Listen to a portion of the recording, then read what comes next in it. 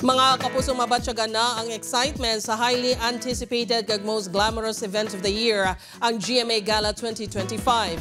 Ang teaser sa GMA Gala 2025 malantaw sa isa ka giant LED billboard sa EDSA.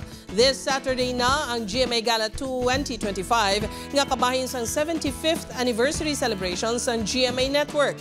Ang proceeds sang event ang makadto sa charity. Si David Licauco wala kuno sang kadate sa GMA Gala. Naglahog pa ini nga mangin third wheel kuno siya sa abyan nga sanday Dustin Yu kag Bianca De Vera. Ready naman si Asia's multimedia star kag Stars on the Floor host Alden Richards sa GMA Gala.